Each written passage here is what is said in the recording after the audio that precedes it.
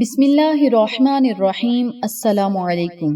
اقصی Islamic education channel کے اس روحانی سفر میں آپ سب کو خوش آمدید۔ جیسا کہ آپ سب جانتے ہیں، ماہ ذی الحج کا بابرکت مہینہ شروع ہو چکا ہے۔ ماہ ذی الحج کے مہینے کی آمد ہے اور اسلام میں ذی الحج کے پہلے 10 دنوں کو بہترین اور مقدس دن قرار دیا گیا ہے۔ قرآن و حدیث کی روشنی میں ان دنوں کی بہت زیادہ فضیلت اور برکات ہیں۔ اس مہینے کا جب چاند نظر آتا ہے تو چاند نظر آتے ہی رحمتوں، برکتوں اور مغفرت کے ایک عظیم و شان عشرے کا آغاز ہو جاتا ہے۔ میری پیاری بہنوں اور میرے پیارے بھائیوں، ان بابرکت دنوں کی بڑی فضیلت ہے، ان بابرکت راتوں کی بڑی فضیلت ہے۔ اللہ تعالیٰ نے سورۃ فجر میں ان دنوں کی عظمت کو بیان کرتے ہوئے قسم کھائی ہے۔ میری پیاری بہنوں اور میرے پیارے بھائیوں، ان بابرکت دنوں میں یوم عرفہ کا دن بھی آتا ہے، جو کہ بڑا ہی مقدس دن ہے، بڑا ہی بابرکت دن ہے، اور 9 ذی الحج کو یوم عرفہ کہا جاتا ہے، جو کہ حج کا اصل دن ہوتا ہے۔ اس دن کے روزے کی فضیلت کے بارے میں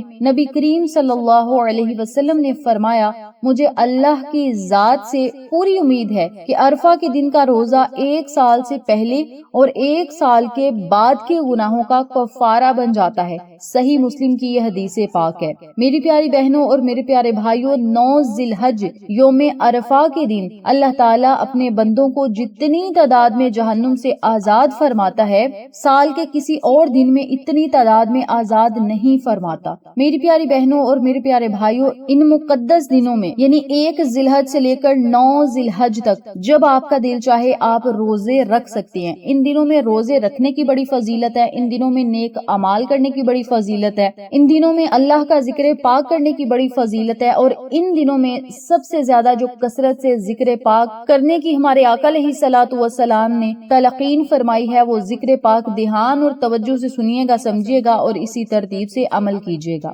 آقا علیہ الصلوۃ والسلام کا فرمان علی شان ہے کہ جو ہی ذی الحج کا مہینہ شروع ہو جائے، ذی الحج کا چاند نظر آ جائے، تو ان کلمات کو چلتے پھرتے اٹھتے بیٹھتے بہت زیادہ پڑھو، یعنی کثرت سے پڑھو۔ سبحان اللہ والحمد للہ ولا الہ الا اللہ واللہ اکبر۔ کثرت سے ان کلمات کو آپ نے پڑھنا ہے، روزانہ پڑھیں، ہر نماز کے بعد پڑھیں، چلتے پھرتے اٹھتے بیٹھتے پڑھیں، بہت زیادہ پڑھیں، اور ان کلمات کو پڑھنے کے بعد اللہ تعالیٰ سے جو دعا کی جائے گی، انشاءاللہ بفضل خدا رب تعالیٰ ہماری اس دعا کو ضرور شرف قبولیت عطا کرے گا۔ نمبر 1 پہ آپ نے ان کلمات کو بہت زیادہ پڑھنا ہے۔ نمبر 2 پہ ان دنوں میں جتنا زیادہ ہو سکے توبہ استغفار پڑھیں، استغفار کی کوئی دعا پڑھیں، یعنی اپنے گناہوں سے معافی مانگیں، اپنے گناہوں کی توبہ کریں، اللہ سے التجائیں کریں، اللہ سے گزارش کریں، مولا ہم سچی توبہ کرتے ہیں، ہمارے اگلے پچھلے سارے گناہوں کو ختم کر دے، ہمارے کبیرہ اور صغیرہ گناہوں کو ختم کر دے، مولا گناہوں کے بوجھ کو ہمارے سروں سے اتار دے۔ اپنے لفظوں میں اللہ تعالیٰ سے خوب دعائیں کریں، التجائیں کریں،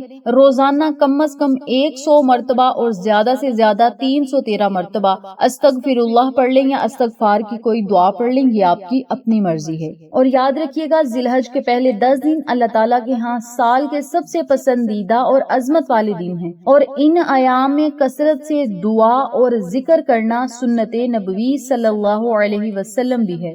میری پیاری بہنوں اور میرے پیارے بھائیوں، آپ کی جو بھی حاجت ہے، مراد ہے، خواہش ہے، یا گناہوں سے آپ معافی طلب کرنا چاہتے ہیں، یا رزق اور دولت میں برکت چاہتے ہیں، بیماریوں سے شفائیں چاہتے ہیں، پریشانیوں سے نجات چاہتے ہیں، تو ان بابرکت ایام میں جتنا زیادہ ہو سکے اللہ تعالیٰ سے دعائیں کریں، التجائیں کریں، وہ ہر چیز پر قادر ہے۔ رب تعالیٰ آپ کی دعاؤں اور صداؤں کو ضرور سنے گا۔ اس کے علاوہ جب بھی آپ نے کوئی دعا کرنی ہے، اللہ تعالیٰ کے یہ خوبصورت نام ضرور پڑھنے ہیں، یا اللہ، یا قادر، یا مالک، یا اللہ، یا قادر، یا مالک۔ ان تینوں ناموں کو اکٹھا پڑھ کر ایک تصور کرنا ہے، اور اسی ترتیب سے، اسی طریقہ کار سے 313 مرتبہ رب تعالیٰ کے یہ تینوں نام روزانہ پڑھیں۔ پورا دن آپ کے پاس ہوگا، جب آپ کا دل چاہے کسی نماز کے بعد پڑھ لیں، چلتے پھرتے پڑھ لیں، جب آپ کا دل چاہے اللہ تعالیٰ کے یہ تینوں نام ضرور پڑھیں، اور پھر اللہ تعالیٰ کے حضور ان مقدس دنوں کا واسطہ دے کر، ان مقدس دنوں کا وسیلہ دے کر، اللہ تعالیٰ کے ناموں کا وسیلہ دے کر